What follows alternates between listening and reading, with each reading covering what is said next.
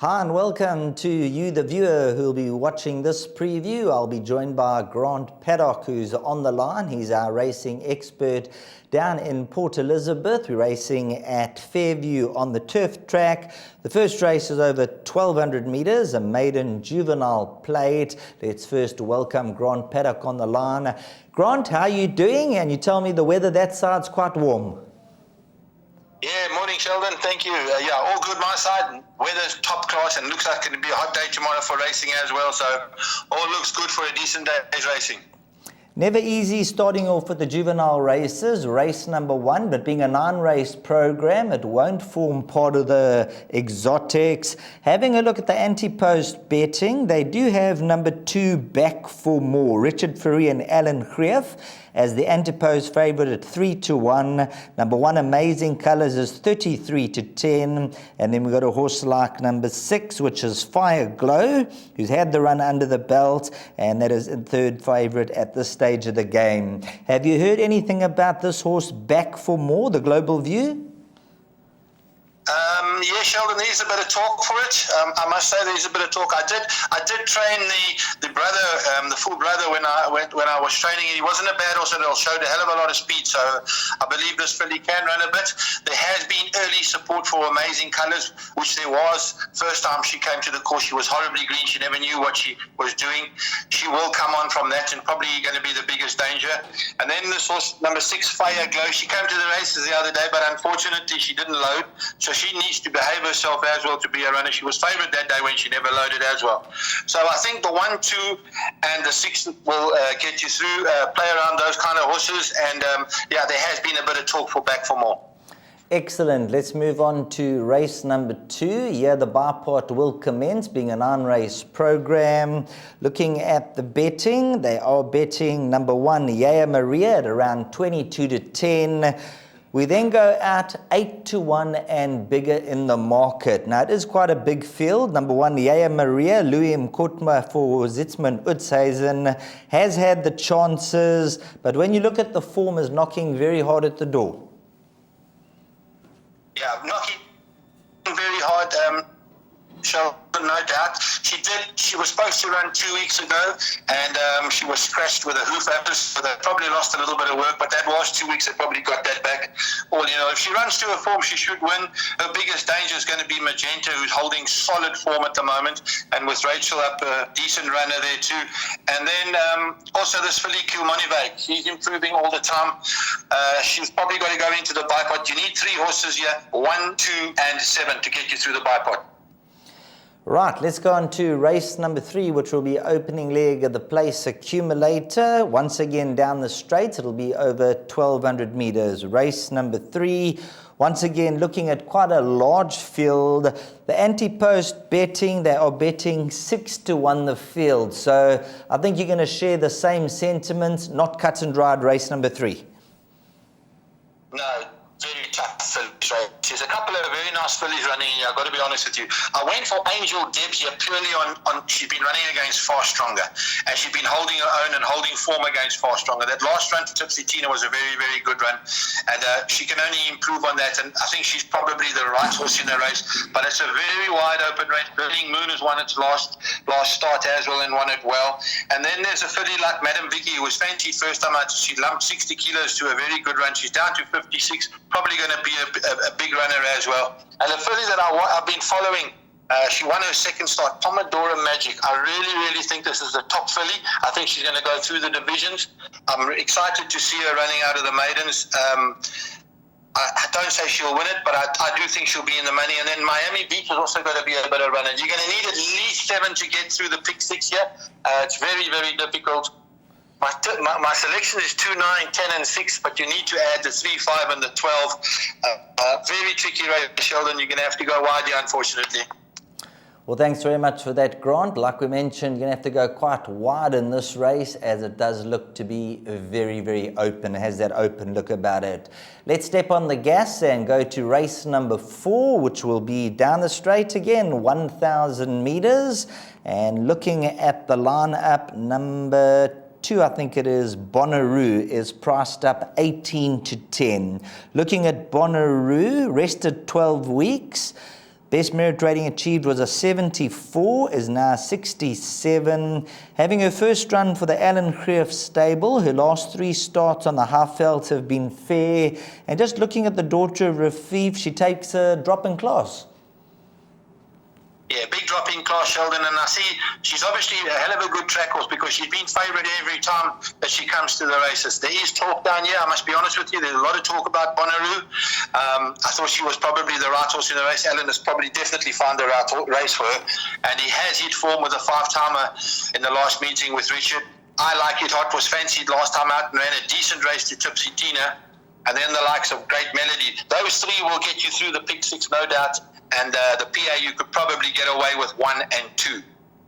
There we go. You've heard it from Grant Paddock. As we say, from the horse's mouth, Bonnaroo definitely the horse to beat, making the stable debut, and could just be a cut above this field at around 18-10. Let's commence on to race number 5. They're sticking with the trend of the sprints, 1,000 meters. Now, race number 5, I'm going to leave it to you, Grant. On screen are the horses there, the trainers, and also the jockeys. Point us in the direction of your top 2 or 3 selections when it comes to race number 5. Sheldon, I'm in the camp of a Vernie Warrior. He's holding solid form.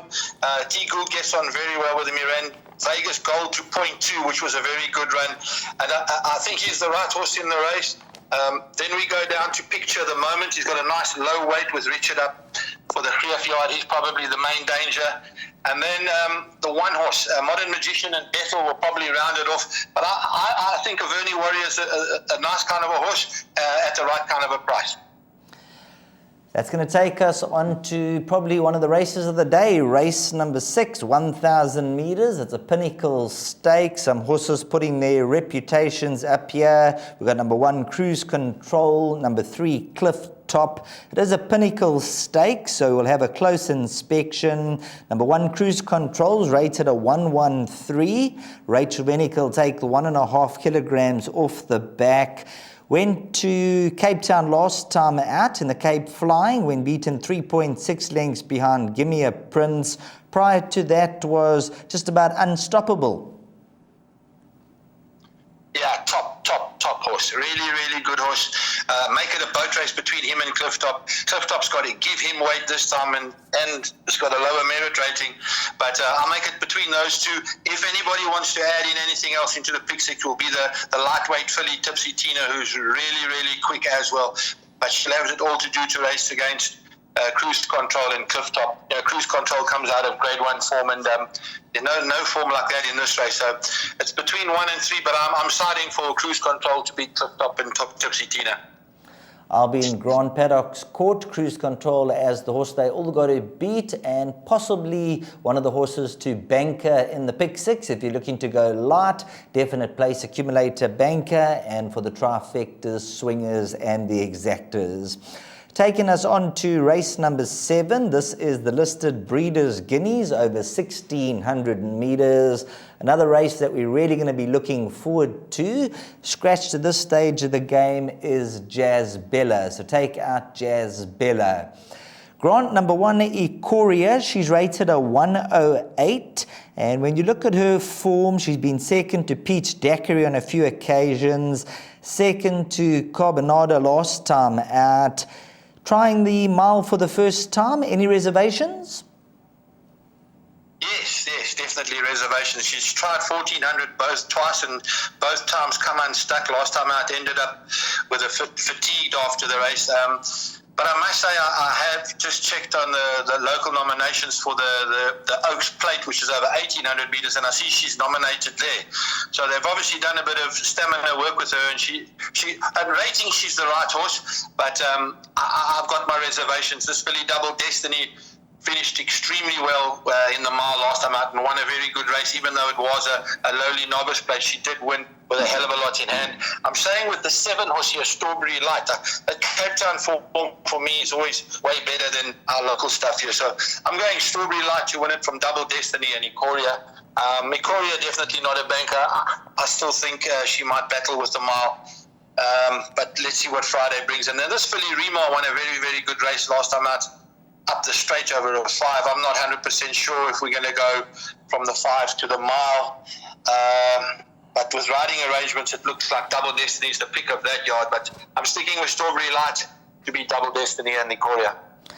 Just one more question on Ikoria. You're a horseman of the highest quality. You know exactly how to get horses to win their races. When it comes to a horse like this, trying the trip for the first time, how does a trainer go about their work pattern? Do they try to change a few things, a little bit of extra longer work? What exactly would you do with a horse like Ikoria, second and after the rest? 100% Sheldon, what I used to call longer work, and also the most important is to get the horse to relax, because especially a horse going a trip for the first time, you don't need a horse over racing, because once they over race they can never finish off. So I used to just get them onto the round track, get them up in behind another horse and get them to drop the bits and then pick it up down the lane. That was mine. A lot of lung work, stamina work, and keep the sprinting absolutely minimal.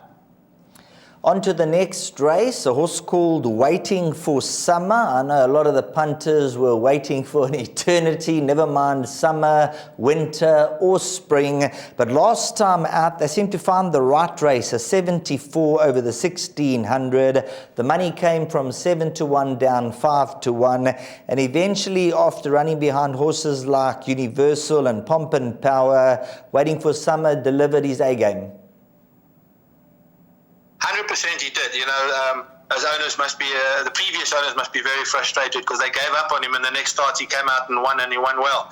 But this is a different story. This is a lot tougher race. He got 3 points for that, but that's irrespective. The opposition here is a lot stronger. This horse Perfection is a very, very, very good horse. Last time out they dropped him in, and he ran on very strongly to Kaya's Hope. I don't need to tell you, Kaya's Hope won in a trot last time out. Secret is Ours is my value on the day. I think he's a good runner, and he's ahead of the handicapper as well, so he'll run a big race. But I'm big on Perfection here. I think he'll take a power of beating, and Secret Nows and Waiting for Summer to chase him home. Well, thanks very much for that. You heard from Grant Paddock, so straight, as we say, from the horse's mouth. If you want to get that budget lower, you can certainly go very light in that race. Let's move on to the 9th and final event, which is a classified stakes. It'll be run over a trip of 1,400 meters. At the early time of recording, you can take out Coffee Break. So the early time of recording, take out number 3, Coffee Break. Let's have a look at the distance. It is 1,400 meters. Race number 9. There's a couple of horses here who have chances. Horses like Travel Master, Flinders Range, Admiral's Chance, and a couple of other sneakers in the pack. Have you got 1 or 2 sneakers to throw into the quartet in the last race, Grant? Yeah, well, maybe a couple of sneakers, but let me go through what I do. I do like Travel Master and Flinders Range. I think they're probably the best 2 on form. This horse, Equestrian Affair, did nothing wrong when winning his maiden. He beat Douglas Devastator, who came out and won well. So he's probably found the right race to be out of the maidens with. Admiral's Chance is always there and thereabouts. And then this new horse, Gunsmoke, I'm not too sure. Because Manga is average kind of a form, 5 lengths off them. It could be good enough. It's not a very strong field. It's actually a very weak field. I actually think this horse, Travel Master, is the right horse in the race, coming off the right kind of a form lines. So I'm going to go for Travel Master from Flinders Range and Equestrian Affair. That horse number 11, Gunsmoke, he's from my neck of the woods. I know as a youngster they really rated him and they thought that he'd go through the divisions as a handicapper and win his fair share of races. Unfortunately, he's still a one-time winner from his 20 runs to date, but hopefully he can show his best one of these days. He was a 74, he's now racing off a 58, 54 kilograms on the back. So let's keep a close eye on number 11, Gunsmoke. But Travel Master, you heard from Grant Paddock, that is the horse that you are going to be with. Let's go on to the suggested bet of the day. Very, very tricky. I went in early. I'm now a little bit gun shy. I thought the pick 6 bankers could be race 7, number 1, Ikoria, and race 8, number 6, Perfection. But I also got those slight stamina doubts about number 1, Ikoria. But you heard from Grant, that's the type of horse you do the, as he calls it, the langwerk, a little bit of longer work just to get it to settle in. And then race 8, number number 6, Perfection. So those will be the 2 horses that we'll keep a close eye on. But thanks very much, Grant. Your input, as usual, always much appreciated, and may all things go in the favour. Thank you very much. Thanks very much to Grant Paddock, and have a terrific day's racing. As you heard, the weather's going to be warm. The horses now need to do it for us on the race course. So to you, the punter out there, the viewer, hopefully you're in the winner's box come the end of the day.